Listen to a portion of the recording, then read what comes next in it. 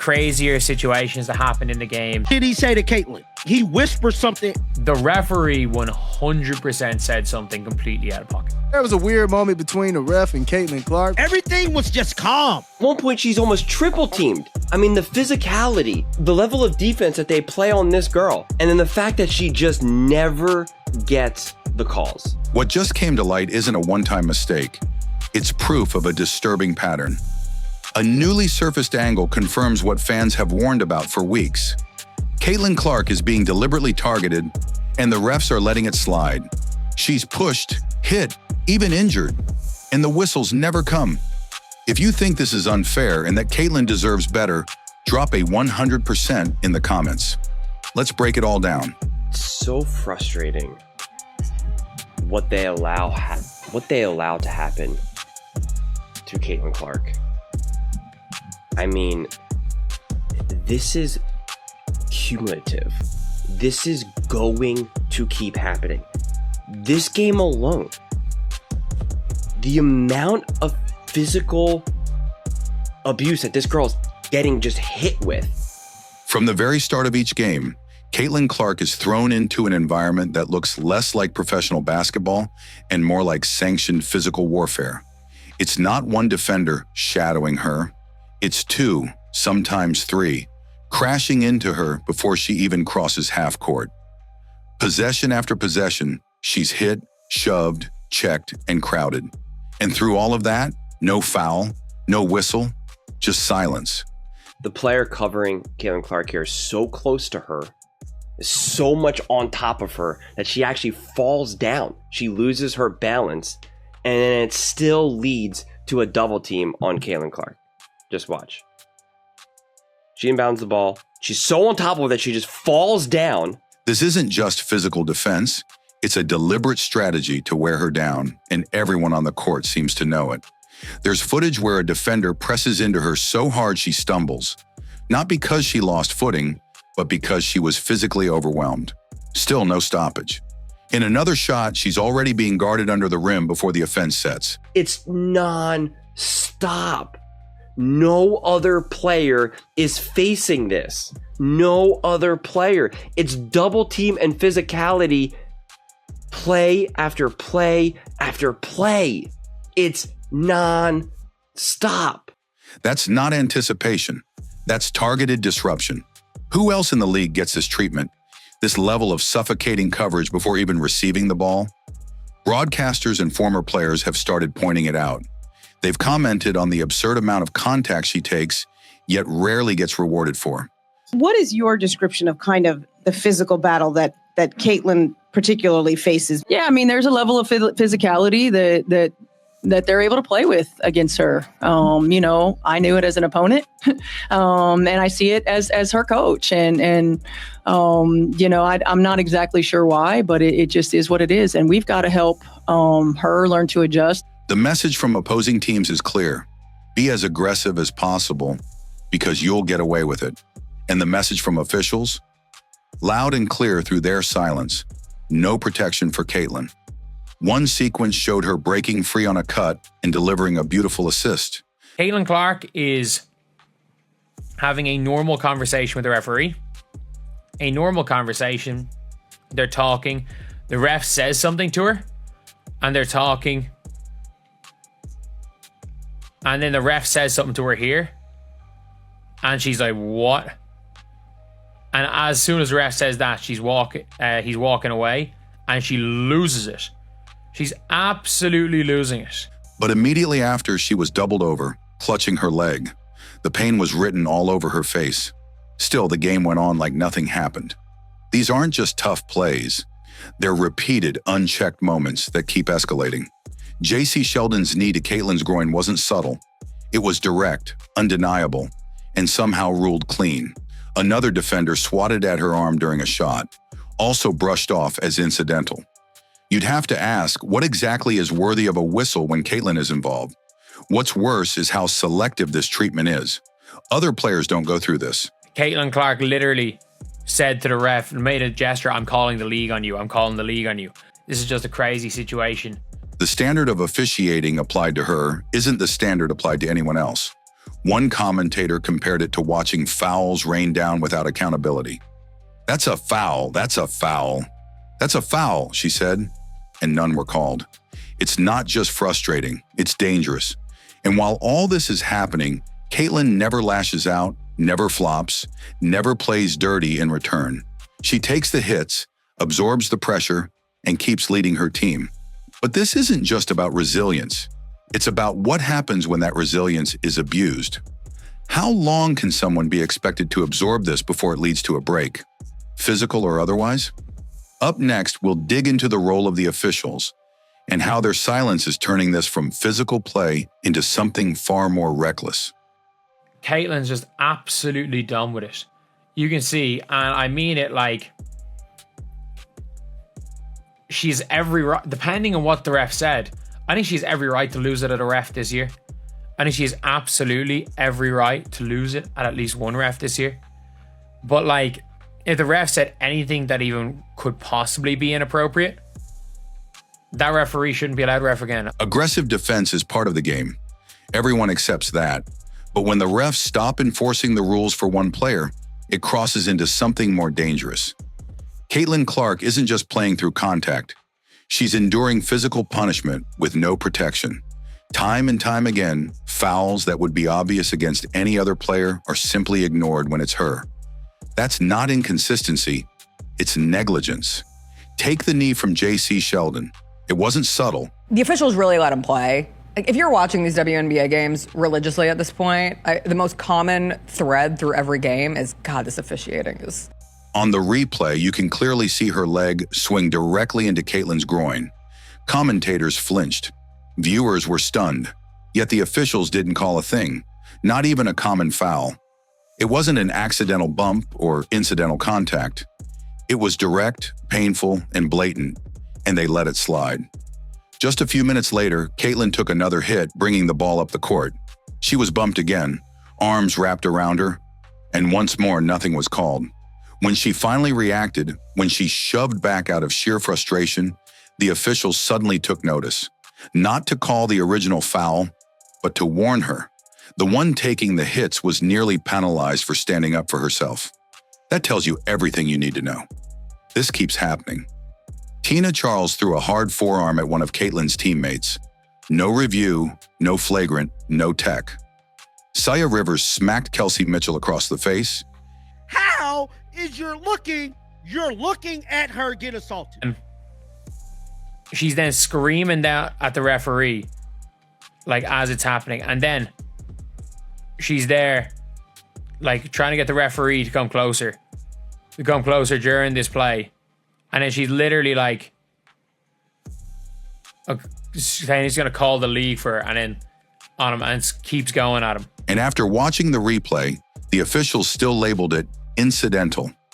If a hit to the face is incidental, what does it take to trigger a whistle? A broken nose? It's no longer just missed calls. The officiating itself has become part of the problem. The moment that made that clear was when Caitlin, who's known for keeping her cool, had enough. During a break in play, she calmly walked over to the referee and tried to explain what was happening. But instead of listening, the ref said something that clearly crossed a line. Breanne January went very overboard, by the way, with, yanking Caitlin Clark by the jersey. But this is Breanne January, like I don't know. I don't like how physical these coaches are with Caitlin Clark. And I feel like somebody need to have that voice for Caitlin. Somebody need to have that voice to call this shit out, because this is ridiculous. Instantly, Caitlin's expression changed.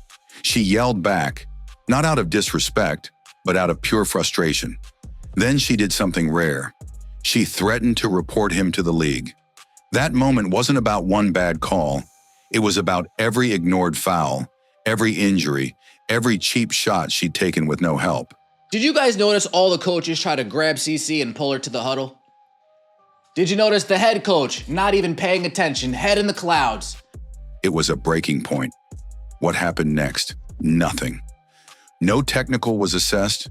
No official statement followed. The league didn't step in.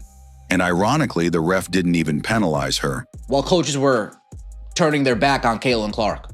while coaches were refusing to fight the referees for Caitlin Clark, while coaches were refusing to get a technical foul. Which tells you he knew he was in the wrong. Because if a player shouts at a ref and doesn't get a tech, it's probably because the ref knows he caused it. This isn't just a matter of letting players play. It's a consistent, deliberate failure to protect one of the most visible athletes in the league. Guess what Stephanie White did? Took the ball away from Caitlin Clark. You're helping the other damn team. Caitlin is officiated by a different standard, and not in a way that benefits her. The fear of being seen as biased toward her has created bias against her. The refs overcorrect. They hesitate. And in doing so, they make it easier for opponents to test boundaries. Referees call things differently in minute 1 than in minute 48. They call things differently in the first quarter and the fourth quarter. And it's not in a way of like, okay, yeah, this is good game management. To hit harder, push more, and keep escalating. Veterans have taken advantage of this. Tina Charles herself admitted their strategy was to press full court from the opening tip. Why? Because it works. Not just to wear Caitlin down, but because the refs won't interfere. Only one coach decided to walk over to Caitlin Clark, put their hand on her back and say, "Everything all right, dude?" The message is clear. If you're defending Caitlin Clark, go as hard as you want. The officials have already made it clear she's on her own. Even her coaching staff seems hesitant to challenge it. And when no one on the sidelines demands accountability, when referees are never held responsible, how you're not smart enough to protect Caitlin Clark, it's just unbelievable. It's just unbelievable. It really is. It's breathtaking. it reinforces that same message. This treatment is acceptable.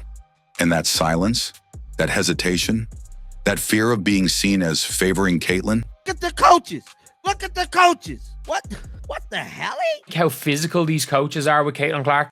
It's putting her at real risk because this isn't just about points or stats or wins. It's about safety. And when the referees continue to ignore clear contact, hits to the groin, forearms to the face, repeated targeting. This young lady has transcended this damn league, and for the way they're treating her is despicable. They're not just failing at their job, they're endangering the very player who's doing the most to grow this league. Up next, we'll talk about the toll it's already taking, not just on the scoreboard, but on Caitlin's body. That is a thing. It's like he definitely said something inappropriate, which is why she didn't get a technical foul. She said, "I will be calling Sue Blash, the head of WNBA referees performance." There comes a point when the body just can't take it anymore. And with Caitlin Clark, we're watching that moment unfold in real time. She's not just fighting through occasional contact, she's absorbing repeated, unchecked blows every single game. And now the consequences are showing. In the latest matchup, Caitlin executed a classic move, a quick cut, a brilliant backdoor pass. But as she landed, something went wrong. She immediately reached for her groin, her face twisted in pain. This wasn't drama. This wasn't an exaggeration. It was the return of a nagging injury that's been building all season. Her brother just erupted online.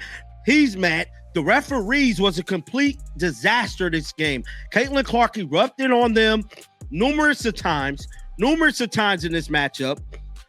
Stephanie White erupted. Caitlin Clark literally had to get pulled away. She started crying. She's finna put the towel over. She's bawling right now. Because she knows she's hurt, and these referees allow her to get hurt. Caitlin Clark, brother, make no mistake, this is on the ref, and he know his sister's hurt right before All-Star game. All the hacking, the pushing, the damn shoving, all of this was unnecessary. I am sick of this shit. The refs were letting defenders hand check Caitlin all damn night and hold Caitlin Clark without consequence. She tried to walk it off, kept playing through a few more possessions, even sank a deep three. But the moment she sat down, you could see everything written across her face. Exhaustion, frustration, pain. A towel over her head, head down, not just physically worn down, but emotionally drained. Caitlin Clark literally said to the ref and made a gesture, I'm calling the league on you. I'm calling the league on you. This is just a crazy situation. This isn't some one-time injury. It's the product of constant, unchecked targeting. Her groin injury didn't appear out of nowhere. It's a continuation of a season full of hits to both legs, missed games from quad and groin issues, and an accumulation of damage from being battered every. We see Caitlin Clark grab her groin after making this play to Kelsey Mitchell, the backdoor play that we've grown accustomed to seeing. And just like that, boom, grabbing the groin, clearly in pain. A lot of people feeling the pain on this one, man. First the right side, now the left. It's a cycle, and no one is stepping in to break it. Despite it all, Caitlin keeps lacing up, walking onto the court, giving everything she's got. Not because it's safe, but because she knows the weight she carries. She understands that ticket sales, TV ratings, and national headlines are all tied to her presence, so she plays.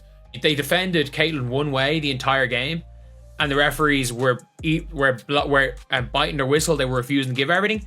Even when her body begs her to stop, she delivers, even when she's barely holding it together. And the cost? This year's All-Star Weekend was supposed to be her moment. The game in her city, with her face on the banners, her name drawing the crowd. Really, really, really difficult at times to see Caitlin like this. But after her latest injury, that dream may be over. She could be out, not just for the weekend, but longer. The league's biggest spotlight could dim, and not because of fate. Did you see last night Caitlin Clark holding her groin, digging her head in the stanchion in pain, tears coming to her eyes? But because the WNBA let her take too many hits night after night without protection. That's not bad luck. That's leadership failure. And it's not just about her body. It's the emotional toll too. When Caitlin confronted the referee after yet another blatant no call, she didn't raise her voice at first. She approached him calmly, but whatever he said in response hit her hard. Caitlin Clark potentially hurt her groin again. You could see the change instantly. The shock, the disbelief, and then the outburst. She yelled back. She threatened to take it up with the league. That kind of moment doesn't just happen, it builds. It comes after being dismissed, ignored, and hurt one too many times. And through all of it, where were the people who should have had her back? Her coach didn't step in. No assistant pulled her aside. No one put themselves between her and the ref.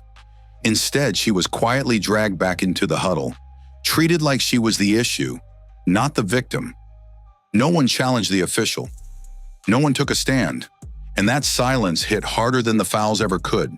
Fans are watching Caitlin Clark, take a beating, game in and game out. They're letting them play. It's a physical game, a lot of trips to the line, a lot of non-calls. But then ultimately get to this point in the third quarter where Caitlin Clark is talking with one of the officials, and suddenly he had to have said something. No. Contrast that with how other stars are treated. In this league and others, coaches fight tooth and nail for their stars. They get in refs' faces, they take technicals, they risk ejections, they send a message, touch my player and you'll hear from me. But when Caitlin took another cheap shot, crickets. Even her head coach, Stephanie White, offered only a quiet acknowledgement after the game. Breann January went very overboard, by the way, with, yanking Caitlin Clark by the jersey. But this is Breann January, like I don't know. I don't like how physical these coaches are with Caitlin Clark. And I feel like somebody need to have that voice for Caitlin. Somebody need to have that voice to call this shit out, because this is ridiculous. Noting the different level of physicality Caitlin faces, but stopping short of calling it out for what it really is. No demand for fairness, no outrage, just a neutral statement that does nothing to shift the narrative.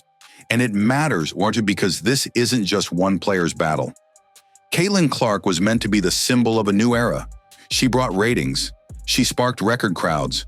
She gave the league leverage in future deals.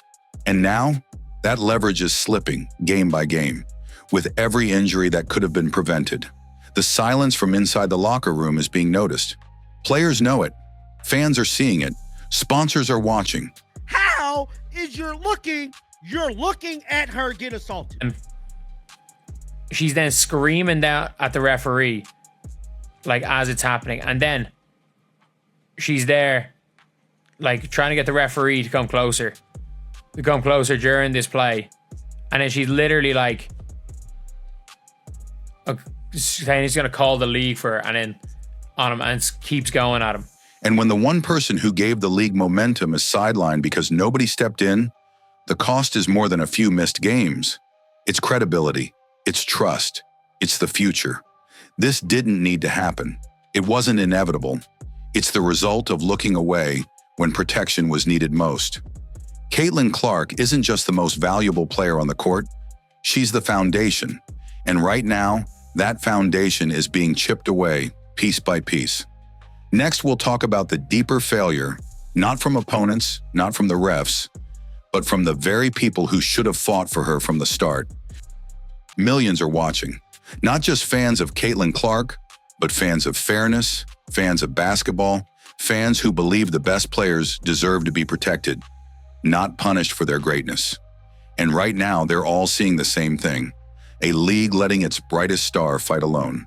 She's been elbowed, shoved, kneed, disrespected by referees, and let down by silence. And through it all, she still shows up, still competes, still carries the WNBA on her back, injured or not. But how long can one player carry the weight of a league that won't carry her back? This isn't just about Caitlin Clark anymore. It's about what kind of league the WNBA wants to be. One that protects its stars, or one that lets them break down in silence? Because here's the truth. The cameras are rolling, the fans are paying attention, and the damage is already being done. If the WNBA doesn't act now, if the officials aren't held accountable, if the leadership stays silent, if the coaches keep looking the other way, they won't just lose Caitlin Clark, they'll lose the trust of an entire generation. So if you believe Caitlin deserves better, if you believe in fairness, if you're tired of watching greatness be punished, comment 100% below and let your voice be louder than the silence from the league. Because if they won't protect her, we will.